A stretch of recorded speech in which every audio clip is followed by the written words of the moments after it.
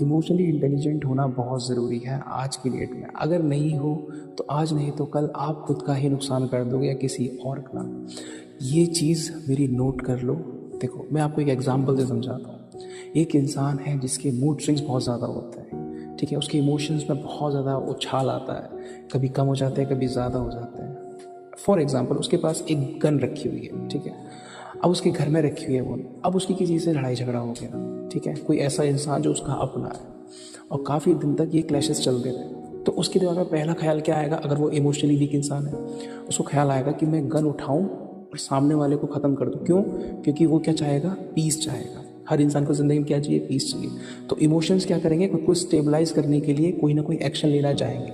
वो एक्शन किसी भी रूप में आ सकता है। गिल्ट के रूप में आ सकता है, लव के रूप में आ सकता है, एंगर के रूप में आ सकता है। कोई भी एक्शन हो सकता है, लेकिन वो होगा ही होगा। लेकिन लोग उस मोमेंट पे साइलेंट नहीं होते हैं, चुप नहीं होते हैं अंदर से, वो सीधे एक्शन ले लेते हैं।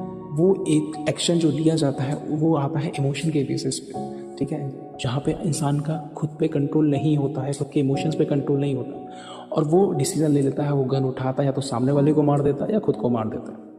ये होता है इमोशनली वीक इंसान की निशानी, जो आजकल आप सुनते भी हो न्यूज़ चैनल में कि उसने अपने आप को गोली मार दी, किसी और को गोली मार दी। तभी ऐसा होता है।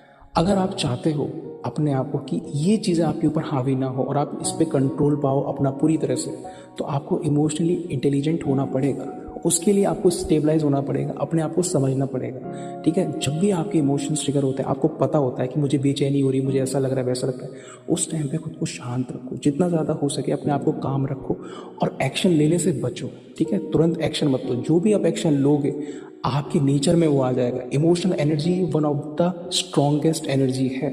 ये एक प्योर डिस्ट्रॉयर है, ये एक प्योर बिल्डर भी है। इसके अंदर हर चीज़ एक्सट्रीम में है, तो इसको समझना बहुत ज़रूरी है। अगर आपने कोई भी जाने या अनजाने में, अक्सर तो हम अनजाने में ही डिसीजन लेते हैं, जान करके लेते तो शायद हम इमोशंस पे पूरी तरह से कंट्रोल पाते हैं, लेकिन ऐसा नहीं होता। हम लोग क्या करते हैं? अनजाने में ही चीज़ें कर देते हैं, हम चीज़ें देखते ही नहीं है। किसी ने हमको कुछ बोला, वो मेरा अपना इंसान है और हमने उस पर रिएक्ट कर दिया, उसको गलत बोल दिया। उसके बाद में हमको गिल्ट हो रहा है। क्यों हो रहा है? क्योंकि वो इमोशन शांत हो गए। अब रोज़ रोज़ आप इसी चीज़ को रिपीट करोगे, जब आपको कोई बोलेगा और आप तुरंत ऐड कर दोगे, और उसके रिएक्शन में आप क्या करोगे? कुछ ना कुछ बोल दोगे। फिर जब वक्त निकल जाएगा, जब आपके इमोशन शांत हो जाएंगे, तो आप दोबारा से क्या करोगे? फिर आपको गिल्ट होगा, फिर आप सॉरी बोलोगे। ये रिपीटेटिव है।